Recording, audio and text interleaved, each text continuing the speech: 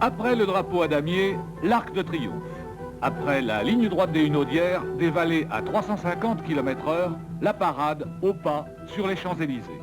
Pour Pironi, Josso et l'équipe Renault-Elf, l'apothéose de la 25e heure est à la mesure de l'éreintement des 24 heures. C'est que la victoire au Mans est toujours durement acquise. Le seul moyen de triompher de son adversaire, c'est de lui survivre. Mercredi 7 juin, les essais commencent. Au volant, Jean-Pierre Jabot.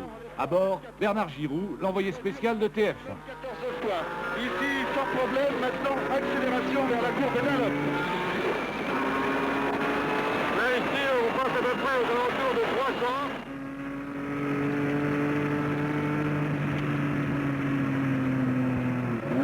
Et on est à 300 en quatrième vitesse.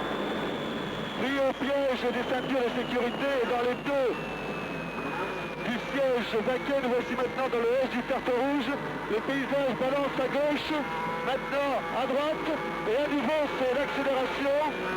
Pour une ligne droite assez courte, et au panneau 200 mètres, nouveau freinage pour le virage du carton rouge qui se prend à 110-120 km/h. Et là on attaque la ligne droite des Hunaudières. Et je suis en troisième vitesse. Il y a une course qui se présente et qui se passe en quatrième. Et à ce moment-là, c'est le moment où l'on regarde ses manos, où l'on regarde son contour, on regarde sa pression d'huile pour voir si tout va bien.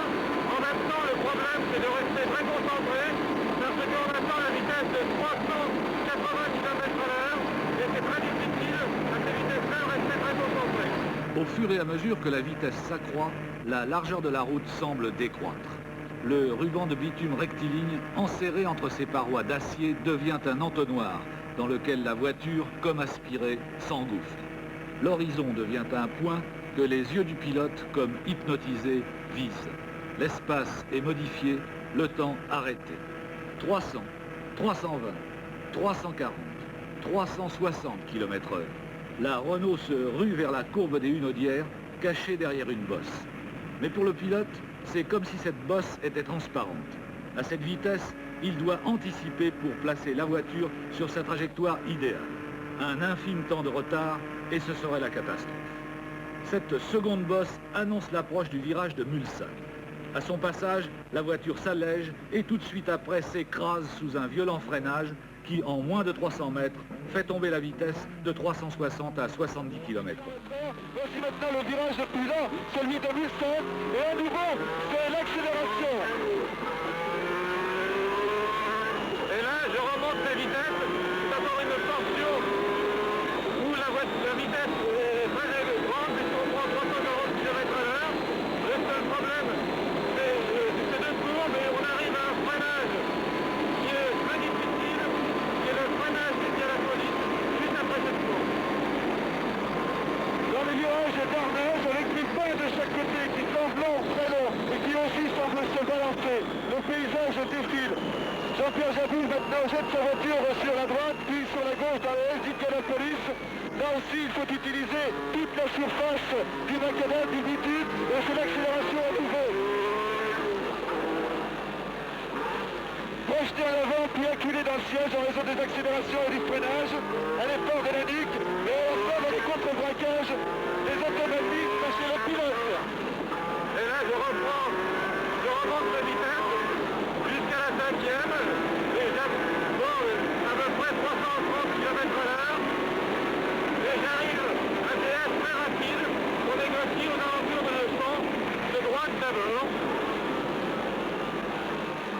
De droite qui est en dévers et qui est assez difficile, qui se prend en 4e, suivi d'un gauche. Et c'est des courbes qui sont assez difficiles et assez rapides, qui se prennent sur le même rapport aux alentours entre 200 et 180. Vision tout à fait extraordinaire, au ras du sol, où tout semble irréel, une vision tout à fait particulière. Et sans doute qu'au bout de 24 heures, il y aura la fatigue qui peut contrarier l'évolution du pilote. Mais là, tout est appris par cœur. On voit bien qu'à chaque bloc, à chaque millilitre, qu'à chaque centième de seconde, le pilote est en pleine possession de ses moyens et des gestes qu'il doit accomplir. On arrive maintenant dans les S qui peuvent la ligne droite d'arrivée, S de ralentissement. Là aussi, ça balance à droite, ça balance à gauche. Et on rentre maintenant au stand à vitesse évidemment réduite. Ils seront 60 voitures. Samedi et dimanche pour le grand frisson des 24 heures du Mans, car on peut parler véritablement de grand frisson. Samedi 10 juin, 100 000 spectateurs ont envahi le circuit pour éprouver eux aussi le grand frisson du Mans. Un public de tous âges, de toutes conditions,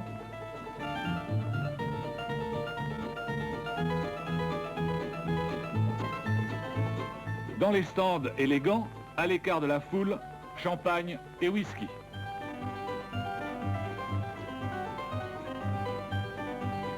Dans le village, la bière coule à flot. On est venu voir la course, certes, mais aussi faire la fête. C'est le côté kermesse des 24 heures du Mans.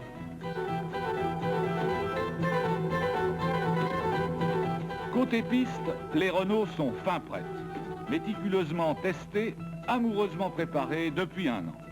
12 mois de travail pour 24 heures de course avec, au bout de la piste, la gloire ou l'échec sans appel. Le Mans, c'est le plus gros banco de l'année. H-15, le dernier tour de reconnaissance. Les dés sont jetés. Parmi les 55 concurrents, 4 Renault Alpine défient 4 Porsche. C'est entre ces 8 voitures que se décidera la victoire. En 1977, Renault a joué le lièvre, Porsche a tiré les marrons du feu. Ébranlé, au bord du chaos, le favori avait terminé titubant mais vainqueur. Renault avait payé le prix de son inexpérience. H-1, le temps est suspendu, la kermesse oubliée. Impatiente, la meute se presse derrière la voiture guide du directeur de course.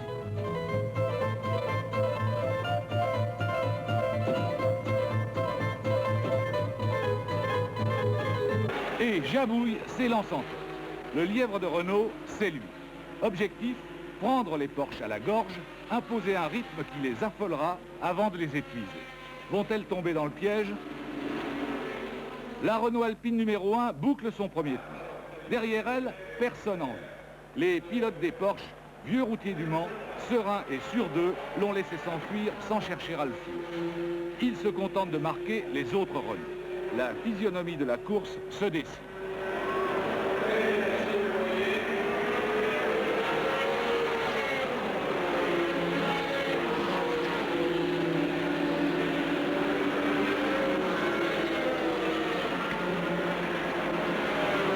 Mais les plans les mieux établis sont à la merci d'un grain de sable. Un câble d'accélérateur qui se grippe et dès le deuxième tour, X s'arrête. Il perd un tour sur Jabouille. Une seconde Porsche est victime du même incident. Les Renault caracolent en tête aux 3 premières places du classement. Porsche déjà chancelle. Seule la voiture de Volek est encore dans le sillage des leaders. On croit revivre le scénario de 1977 lorsque l'écurie allemande parut voler en éclats pour, in extremis, renaître de ses cendres et coiffer Renault sur le poteau. En réalité, ce ne sont que des pécadilles. La course ne fait que commencer. 1 heure s'est écoulée, les premiers ravitaillements commencent. Un balai minutieusement réglé, 100 fois répété par l'équipe de Gérard Larousse. Pas un geste inutile, pas un mot de trop, pas une seconde de perdu.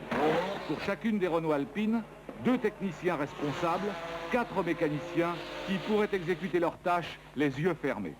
Aucune hâte apparente, mais une fascinante efficacité.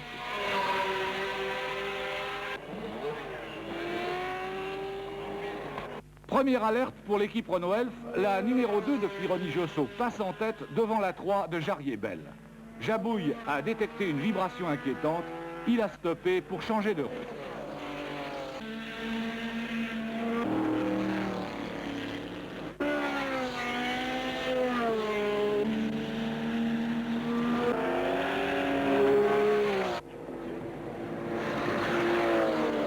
Depailler a relayé Jabouille, il va rapidement reprendre la première place et tout semblera rentrer dans l'ordre.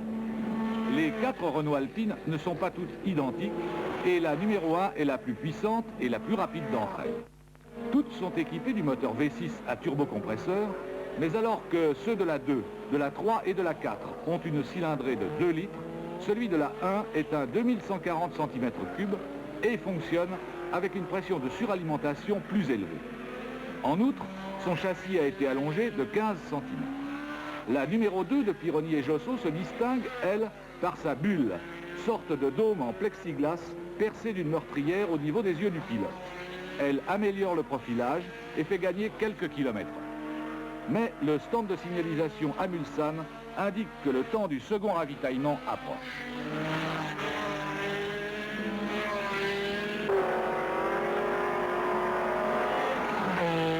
Le leader, en s'arrêtant, signale que les inquiétantes vibrations ont recommencé. On change les roues avant.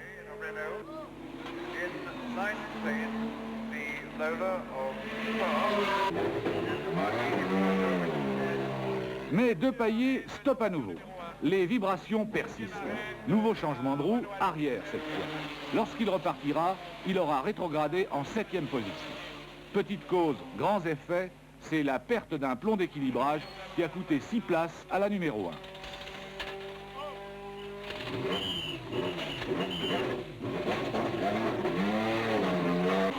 Derek Bell, vainqueur au Mans en 1975, le seul pilote non français de l'équipe Renault Elf ravitaille. Jean-Pierre Jarier le relève. Ils occupent la seconde place.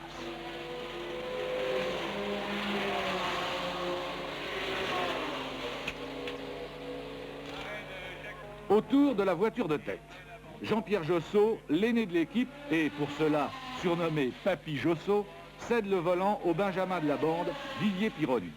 Le vétéran et l'espoir forment, malgré leurs différences d'âge et de tempérament, un équipage parfaitement homogène. Dans une course comme celle-là, l'entente, l'estime, la confiance mutuelle sont capitales.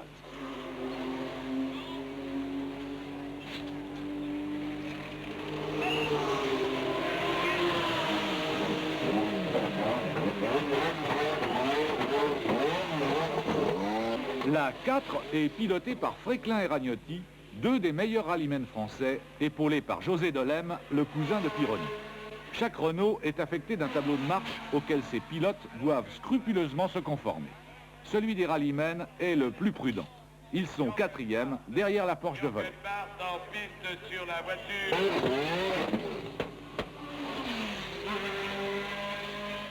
Le crépuscule allonge ses ombres sur l'interminable ligne droite des Hunaudiers. 50 secondes à fond, 350 km/h, près de 100 mètres par seconde pour les pilotes des Renault. Ils trouvent pourtant le moyen de profiter de l'absence de virage pour consulter leurs instruments de bord avant le violent freinage de Mulsanne.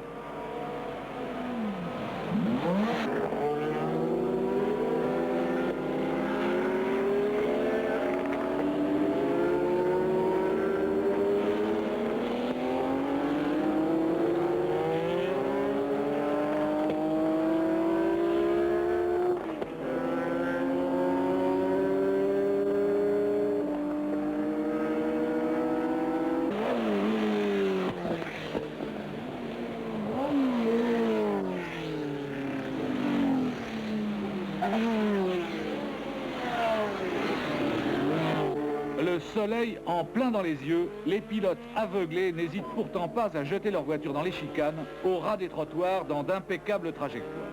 Au Mans, les pilotes ménagent les mécaniques, mais ils ne s'épargnent pas.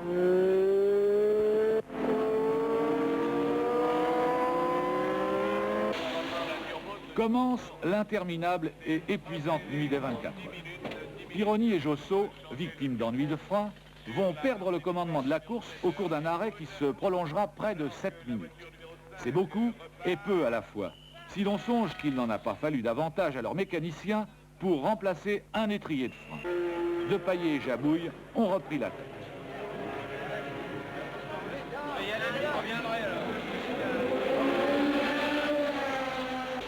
Ravitaillement de Moby Dick, la monstrueuse Porsche de 750 chevaux qui dévore gloutonnement plus de 80 litres d'essence aux 100 km. Au cœur de la nuit, le rythme de la course ne faiblit pas. 2 Porsche ont été considérablement retardés par des ennuis de boîte et de turbo. Mais X, qui conduisait l'une d'elles, est venu renforcer Volek et ce rapide équipage remonte à la seconde place. Rien n'est joué, l'empoignade tient toutes ses promesses, même si Jabouille et Depailler augmentent irrésistiblement leur avance.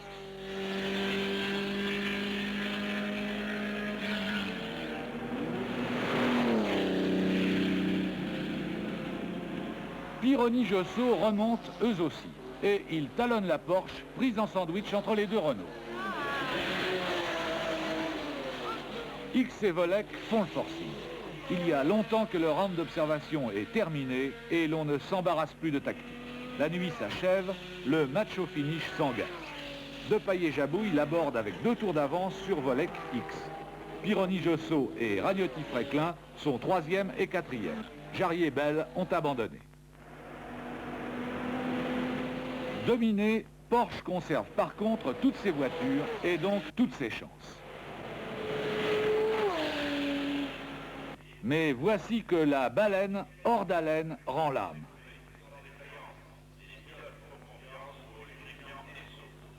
Plus grave, X signale que sa boîte de vitesse le lâche. À la 17e heure, le fer de lance de l'équipe Porsche perdra plus de 30 minutes à son stand pour la faire réparer.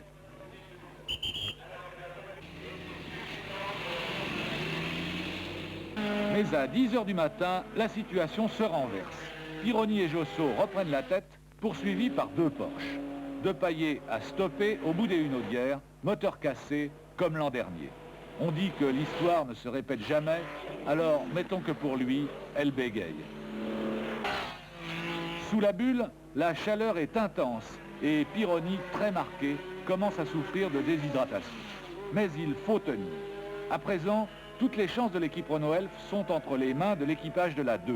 L'angoisse se lit sur les visages. L'Italie alignée 10 voitures. La voiture qui gagne les 24 heures est celle qui perd le moins de temps au stand, affirme un vieil adage du Mans. Au cours de l'épreuve, la numéro 2 s'arrêtera 18 fois, ce qui représente une immobilisation totale de 36 minutes, soit une moyenne de 2 minutes pour chaque arrêt. Pourtant, au cours de ceux-ci, les spécialistes de Michelin ont effectué 6 changements de pneus, tandis que les mécaniciens ont procédé à 7 reprises au remplacement des plaquettes de frein.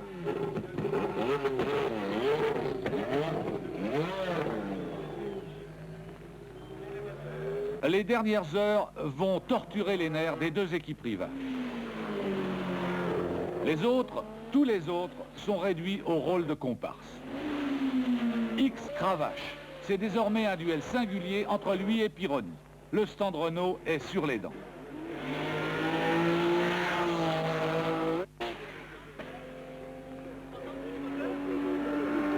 Vous avez entendu le bruit des moteurs de la 7? Ça fait un bruit, hein?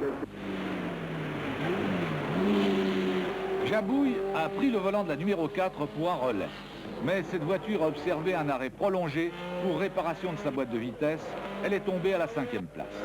La Porsche de masse a disparu à son tour à la suite d'une sortie de route.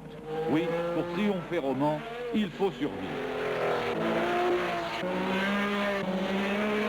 14h42 minutes 54. Dernier ravitaillement de la Renault Elf de tête. Pironi s'apprête à céder la place à Josso pour l'ultime heure de course. Il est à bout. Et puis, Jean-Pierre mérite bien l'honneur de franchir la ligne d'arrivée volant en main. Il n'en savourera que mieux une victoire qui sera le couronnement de sa carrière. Mais l'embrayage surchauffé ne répond plus. Didier s'y est habitué, il serait dangereux pour la boîte de changer maintenant de pilote. Il faut qu'il termine, malgré son épuisement. La victoire en dépend. Pour Didier, ce sera le relais le plus long, un véritable calvaire. Mais la perspective du succès le galvanise. Il serre les dents, tenir, il faut tenir, aller jusqu'au bout de ses forces. D'autres se sont avoués vaincus. La fatigue tombe et la fièvre monte. C'est sans doute ce qui explique que le radioreporter, emporté par le feu de l'action, oublie d'interroger son client et que le pompier devient photographe. On se pomponne, on se requinque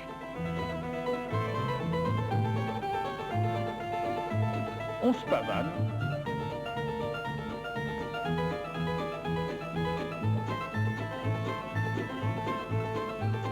On casse son dernier billet.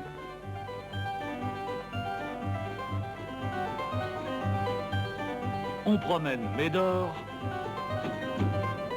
On aguiche le chaland. Au stand, on se ronge les sangs, mais au village, on fête déjà la victoire des Français.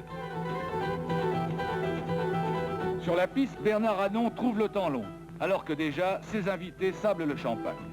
L'état-major de l'équipe Renault Elf est dans ses petits souliers.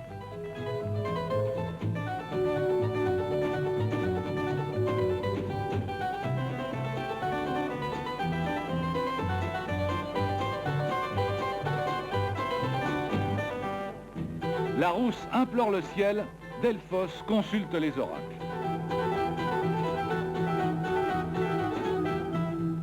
Et enfin, le supplice s'achève, la 24e heure est tombée. Porsche est vaincu, non sans avoir opposé jusqu'au bout une farouche résistance qui fait d'ailleurs tout le prix de la victoire de l'équipe Renault Elf. Celle-ci prend rang parmi les grandes pages du monde, puisque le cap des 5000 km a pour la première fois sur ce circuit été franchi. Au succès s'ajoute un prodigieux record qui le transcende en authentique exploit d'anthologie.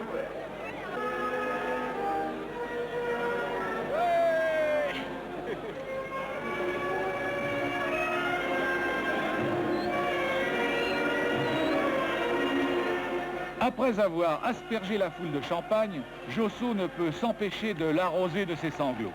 Comme quoi on peut être un pilote endurci et sensible comme une jeune fille.